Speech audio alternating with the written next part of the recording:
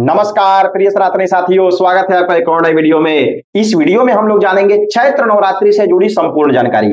यानी कि आप कह सकते हैं कि एक वीडियो आप देखिए, चैत्र नवरात्रि कितने तारीख को प्रारंभ हो रही है, कलश स्थापन कैसे करते हैं, प्रतिपदा तिथि कब है, व्रत का आरंभ कैसे करेंगे, सप्तमी तिथि इत्यादि कितने तारीख को है, नवमी को हवन इत्यादि कैसे करेंगे, कितने बजे करेंगे, पारण इत्यादि कैसे करेंगे, विसर्जन कैसे करेंगे, ये सब कुछ डिटेल में हम लोग विधिवत तरीके से सीखेंगे। चलिए, हमारे सामने पंचांग है, इसी में मैंने देख देख करके लगा लिया है। ठीक, मैं देख देख करके आपको बोलते जाऊंगा और आप विधिवत तरीके से इसको नोट कर लीजिए या याद रखिए, या लास्ट में मैं यहाँ पे लिख दूंगा कि आपको समझ में आ जाए कि कितने तारीख को कौन सी चीज है। सबसे पहले देखिए, चैत्र नवरात्रि जो होता है साल की दूसरी नवरात्रि होती है। 4 नवरात्रि पूरे साल में होता है।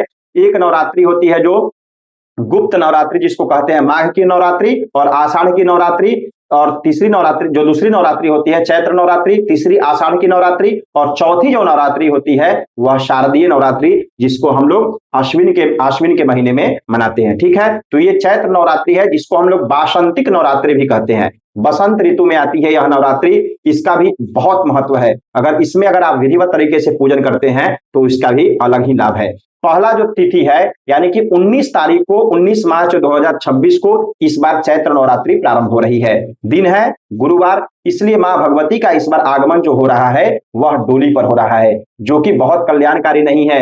जैसे विश्व युद्ध की तरफ हम लोग बढ़ रहे हैं, या बहुत प्रकार से कलह हो सकता है, बहुत प्रकार से युद्ध इत्यादि की संभावनाएं बढ़ सकती है। ठीक है, मां भगवती का डोली पर आगमन आना ये थोड़ा सा अकल्याणकारी होता है। उसके बाद प्रतिपदा जो तिथि है वह 19 तारीख को है। आपको कलश स्थापन इत्यादि जो करना है वह आपको सुबह 6:48 के बाद ही करना है। यानी कि समझिए 7 बजने में 10 मिनट कम हो, उसके बाद से आप कलश स्थापन इत्यादि प्रारंभ कर सकते हैं। सुबह में 6 बजे, 5 बजे या 5:30 में, इन समयों से बचिएगा। इन समय पर कलश स्थापन नहीं करना है। ठीक है, जो माताएं इस व्रत को करती हैं, जो स्त्रियां इस व्रत को करती हैं, वे सभी कोई इस व्रत को प्रतिपदा यानी कि 19 तारीख से प्रारंभ करेंगी। ठीक है, शुद्ध स्नान इत्यादि कर लेना है, पूजन स्थल पर आपको कलश इत्यादि की स्थापना कर लेनी है, और वहां बैठ करके आपको संकल्प लेना है। देखिए, संकल्प कैसे लेंगे? संकल्प आप विधिवत तरीके से ले सकते हैं। हाथ में अक्षत, जल, कुशा इत्यादि ले लीजिए और विनती कीजिए कि हे मैया, मैं 9 दिनों तक इस व्रत को कर रही हूं,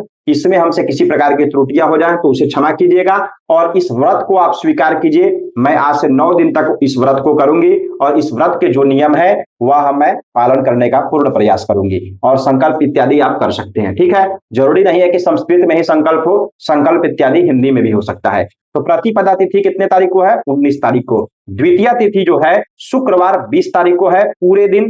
ठीक है, प्रतिपदा को हम सब मां शैलपुत्री की पूजन करते हैं। द्वितीय तिथि को ब्रह्मचारिणी मैया का पूजन 20 तारीख को किया जाएगा। तृतीया चंद्रघंटा मैया का पूजन 21 तारीख को किया जाएगा।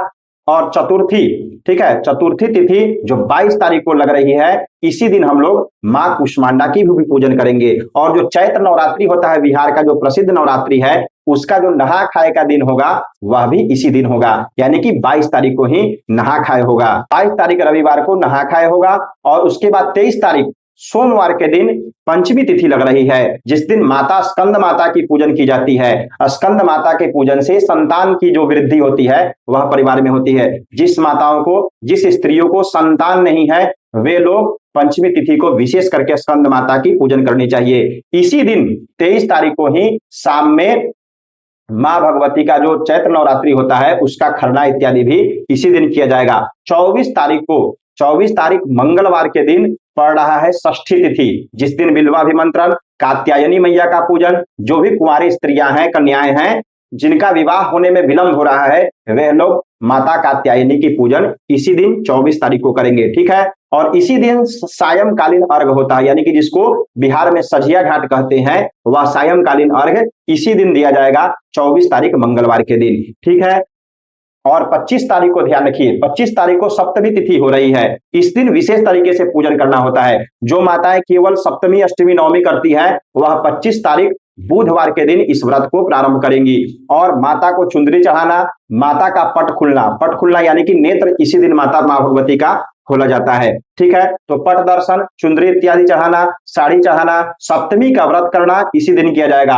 और सप्तमी तिथि होने के कारण इसी दिन प्रातः कालीन अर्घ जो सुबह का घाट होता है वह भी इसी दिन 25 तारीख को ही किया जाएगा। ठीक है, 26 तारीख को और सप्तमी तारीख, देखिए ध्यान रखिए यहाँ पे सप्तमी तिथि दिन में है, कितने बजे तक? शाम तक है सप्तमी तिथि। ठीक है, तो इसी दिन रात्रि में महानिशा पूजा भी इसी दिन किया जाएगा। उसके बाद अष्टमी तिथि जो लग रही है वह गुरुवार के दिन 26 तारीख को लग रही है। ठीक है, तो गुरुवार 26 तारीख के दिन महाअष्टमी का जो भी व्रत स्त्रियां माताएं करती हैं वह इसी दिन करेंगी। और एक चीज, जो कन्याओं का पूजन, कुंवारी कन्याओं का पूजन बहुत लोग अष्टमी तिथि को करते हैं, तो वह लोग भी इसी दिन कुंवारी कन्याओं का पूजन कर सकते हैं। और जो लोग नवमी को कुंवारी कन्याओं का पूजन करते हैं वो लोग अगले दिन करेंगे। अष्टमी तिथि 26 तारीख गुरुवार के दिन होने के कारण इसी दिन महागौरी मैया का भी पूजन किया जाएगा। ठीक है, और उसके बाद नवमी तिथि लग रही है 27 तारीख शुक्रवार के दिन। ठीक है, इसी दिन रामनवमी मनाया जाएगा, हवन पूर्णाहुति इत्यादि भी इसी दिन की जाएगी। और कुंवारी कन्याओं का जो पूजन करती हैं आप लोग वह भी इस दिन प्रातः कालीन में ही कर लेना चाहिए। और नवमी तिथि इसी दिन लग रहा है जिसके कारण महानवमी का जो व्रत होगा वह इसी दिन किया जाएगा। एक चीज ध्यान रखिए, जितनी भी माताएं इस व्रत को करती हैं वो लोग कभी भी नवमी तिथि में पारण नहीं करेंगे। बहुत से आचार्यों को हमने देखा है सोशल मीडिया पर ज्ञान देते हैं कि नवमी तिथि को ही पारण कर लेना चाहिए। नहीं, नवमी तिथि को भूल कर भी पारण नहीं कीजिएगा। और अगर इस व्रत को कर रही हैं आप तो 27 तारीख को तो बिल्कुल पारण नहीं कीजिएगा। ठीक है, क्योंकि पूरे व्रत को आप कर रही हैं और थोड़ी थोड़ी गलतियां आपके व्रत के फल को नष्ट करती है।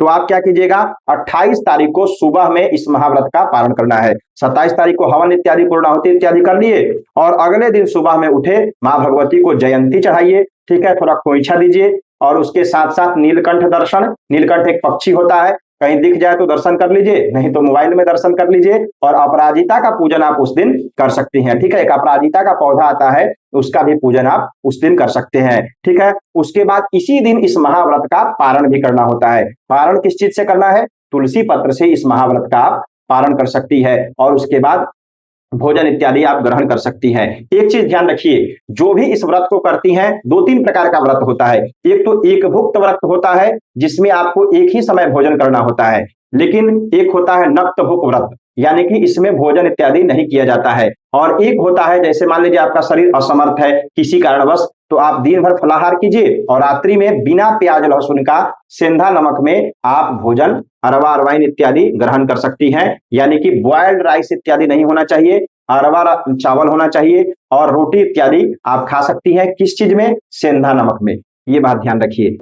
इस प्रकार से आप इस महाव्रत को पूर्ण कर सकती हैं। उम्मीद है चैत्र नवरात्रि से जुड़ी आपको संपूर्ण जानकारी प्राप्त हो गई होगी। अगर आप पूरे विधिवत तरीके से चैत्र नवरात्रि कैसे कराते हैं यह सीखना चाहते हैं तो ये वीडियो आ रहा होगा, आप जाकर के देखिए और विधिवत तरीके से चैत्र नवरात्रि पूजन कराइए। उम्मीद है यह वीडियो आपके लिए फायदेमंद होगा। एक प्यारा सा कमेंट कीजिए, वीडियो को लाइक कीजिए। इतना धैर्य और प्रेम से संपूर्ण वीडियो को देखने के लिए आपका बहुत बहुत धन्यवाद। हर हर महादेव, जय माता दी।